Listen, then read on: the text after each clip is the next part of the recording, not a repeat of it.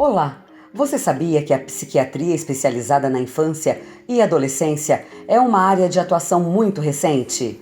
Com o avanço das pesquisas, a cada dia se descobre uma nova maneira de prevenir, tratar e reconhecer precocemente problemas na área da saúde mental em crianças e adolescentes. Hoje, nós iremos falar de transtornos que podem acontecer nestas fases do desenvolvimento humano e evitar o aparecimento ou agravamento de problemas futuros. E para tratar deste assunto, vamos conversar com a médica psiquiatra, doutora Camila Baruch, que irá nos ajudar a entender as questões e patologias que podem acontecer neste período da infância e juventude. Fique atento!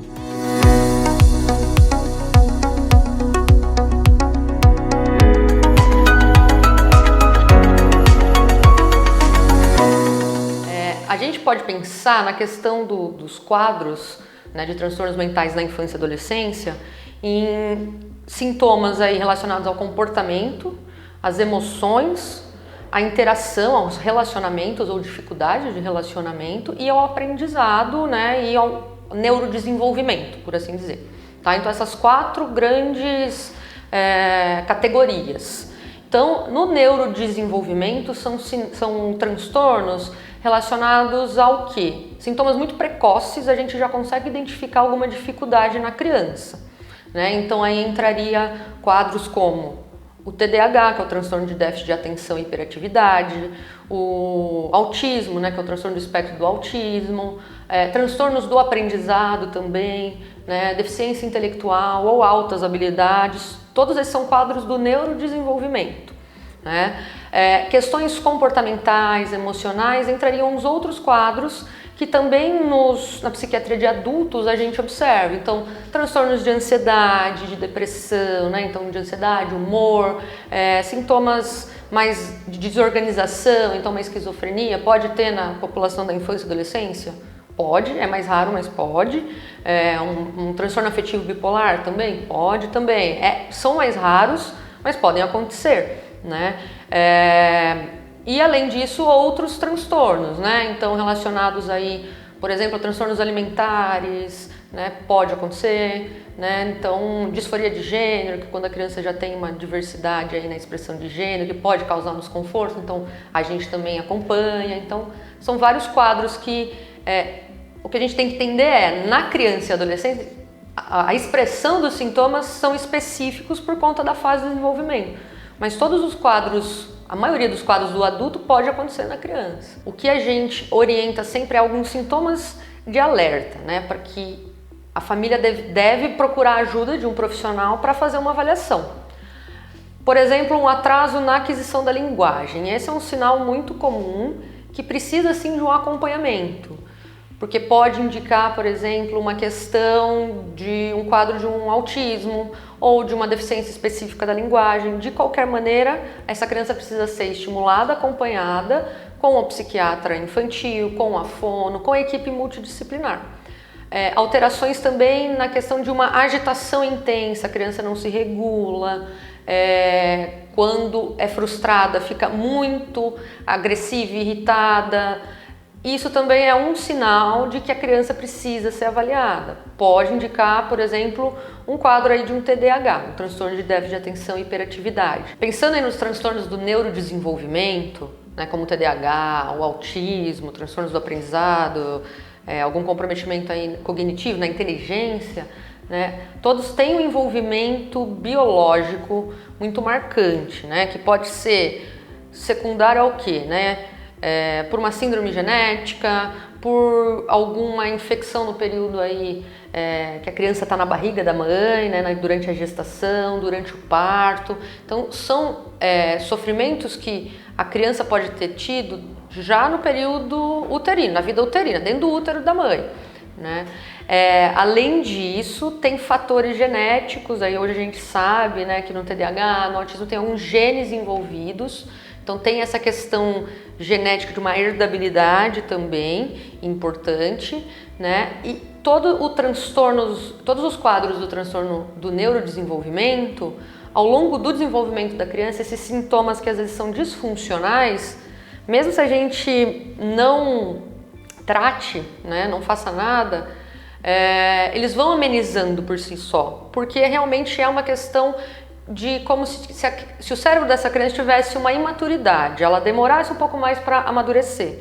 Só que, obviamente, a gente quer uma intervenção precoce, ajudar essa criança para ter menos prejuízo possível na vida adulta. Pensando no transtorno de déficit de atenção e hiperatividade, o TDAH, o tratamento, esse é o único quadro aí na psiquiatria da infância e adolescência que o tratamento farmacológico é a primeira escolha, né? Porque ele é bem característico a questão do comprometimento aí nessa maturação do sistema nervoso central, né? Como se o cérebro da criança fosse uma manga, né? E ao longo dos anos, do desenvolvimento, essa manga vai amadurecendo, vai ficando amarelinha. Só que a parte do cérebro, que é o córtex pré-frontal, que lida aí com a impulsividade, que a gente chama da função de um controle inibitório, saber esperar a vez, esperar o amiguinho na hora de brincar, na escola, né?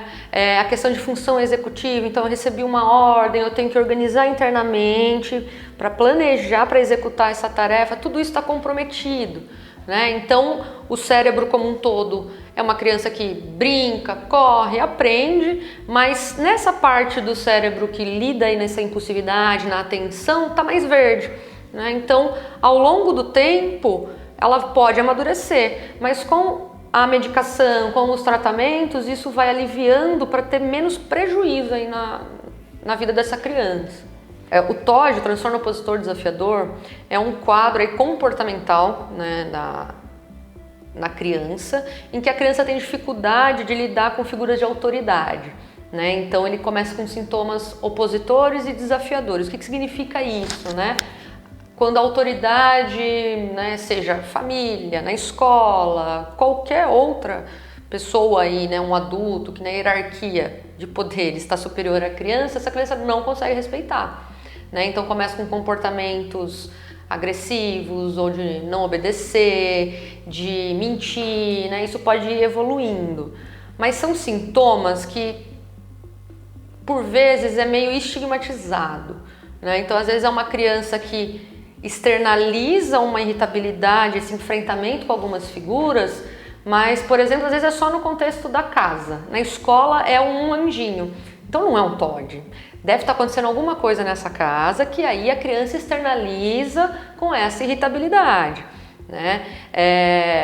Por vezes quadros depressivos, né, de humor aí na infância também são externalizados com uma irritabilidade, não é aquela melancolia. Então, às vezes, criança vai ficar mais irritada, mais agressiva até quando está no sofrimento no mundo interno. Então, por isso que a gente tem que avaliar bem, e esse diagnóstico de TOD existe, mas normalmente quando chega com essa suspeita aqui, a grande maioria não é. Sempre tem alguma coisa que leva a esses sintomas opositores desafiadores e não a esse quadro.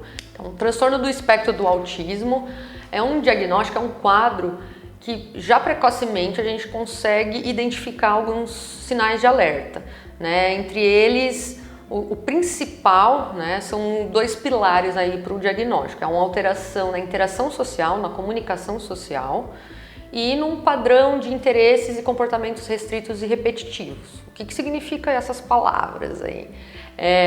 Num bebê, numa criança de 1 ano, 2 anos, precocemente a gente já tem aí um comportamento de uma intenção de comunicação, né, de uma socialização, né? Então, se já não alcança esses marcos sociais do desenvolvimento, já acende um alerta. Então, a criança que demorou um pouquinho, está demorando para falar, para adquirir linguagem, é um sinal importante para passar em avaliação, sim. Além disso, a questão do brincar, né? Então, uma criança que tem dificuldade de brincar com os pares, com outras crianças da mesma idade, ou tem um padrão específico de brincar, gosta de repetir muito a brincadeira, então brinca só de estacionar o carrinho, não dá função ao carrinho, ou só gosta de uma parte do brinquedo e não de um todo, isso acende um alerta também. Não significa que seja autismo, mas já acende um alerta de que algo no neurodesenvolvimento aí dessa criança pode estar acontecendo e a gente pode ajudar, né? Então, comportamentos também de uma estereotipia que a gente fala, que são padrões de movimentos específicos, né? Então, balançar do tronco, mexer a mãozinha quando está muito alegre, ou muito com medo, também não é específico do autismo, mas acende um alerta. Então, tudo isso somado, a gente tem que ter um espaço para avaliar e entender essa criança para ver se a gente pode ajudar. A depressão na adolescência é um quadro que por vezes é um desafio, né? Por quê? A adolescência é um período de desenvolvimento muito intenso. Então, a questão de uma mudança de humor, uma hora tá feliz, outra hora já tá irritado, isso é normal da adolescência. Porém, é um sintoma que quando o adolescente está num processo depressivo, fica muito mais intensificado, mais duradouro, né? Então, por vezes, chega alguns pacientes em que os pais, né, a família se sente culpada por não ter percebido que o filho estava realmente num sofrimento e não era só a adolescência, não era só uma questão de um ajustamento, de uma adaptação de uma fase que é cheia que é uma montanha-russa mesmo, né? Mas é realmente um desafio, por isso que o diálogo e quando tiver qualquer dúvida, qualquer sinal de alerta de um possível sofrimento a mais, é importante passar com algum profissional de saúde mental para fazer essa avaliação. Então, a ansiedade é um estado em que o indivíduo experiencia o quê? Um estado de pressa o tempo inteiro, não sabe por quê, um estado de uma preocupação excessiva o tempo todo. É muito comum vir uma queixa de a cabeça tá cheia, não para, tá acelerado, quando eu vou tentar fazer alguma coisa já tô exausto. É esse estado meio paradoxal, né? E isso é externalizado de forma específica dependendo de cada pessoa, né? E de cada fase de vida, né? Cada fase do desenvolvimento. Então, na criança pode ser externalizado com muitos medos, com uma dificuldade para dormir, com muita queixa somática, então muita dor de cabeça, dor de barriga, né? Uma insegurança marcada. Na adolescência pode vir com preocupações excessivas, alterações do sono, até crises ansiosas mesmo, né? O pessoal popularmente já conhece como síndrome do pânico, né? O episódio de pânico, sim, é uma ansiedade aguda, né? Então tem uma descarga de um neurotransmissor que chama adrenalina, que gera toda aquela falta de ar, parece que o ar não chega, né? Esse desconforto intenso. Isso pode ter também na adolescência, na infância e no adulto.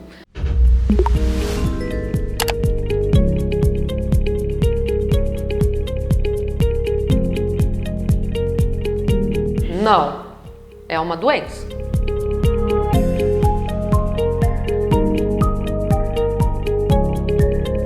Sim, existe. Por ser algo do neurodesenvolvimento, o prejuízo pode existir ainda, né? Então, sim, o resto da vida. Depende do caso, pode ter um alívio ou não, né?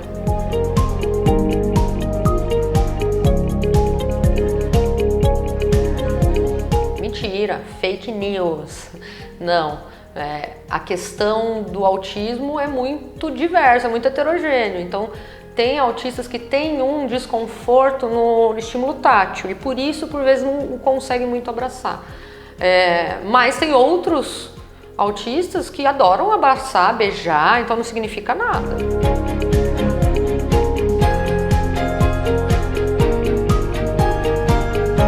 Não, uma vez não gosta desse termo louco, né? E de médico e louco todos temos um pouco, mas não, né? A psiquiatria inicialmente começou com os transtornos mentais mais graves, uma desorganização intensa e tudo mais. Mas o psiquiatra, né, principalmente eu como psiquiatra da infância e adolescência, a gente trata aí de qualquer quadro aí relacionado à emoção, sentimento, comportamento. Então não é de louco, né?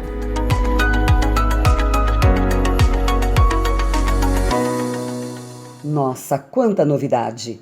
Espero que você tenha sanado as suas dúvidas e aprendido muito sobre esse tema. Caso ainda tenha dúvidas ou queira saber deste e de outros assuntos, acesse as redes da Unimed Rio Claro e fique por dentro de tudo que temos a oferecer. E não se esqueça de curtir este vídeo e também de se inscrever neste canal.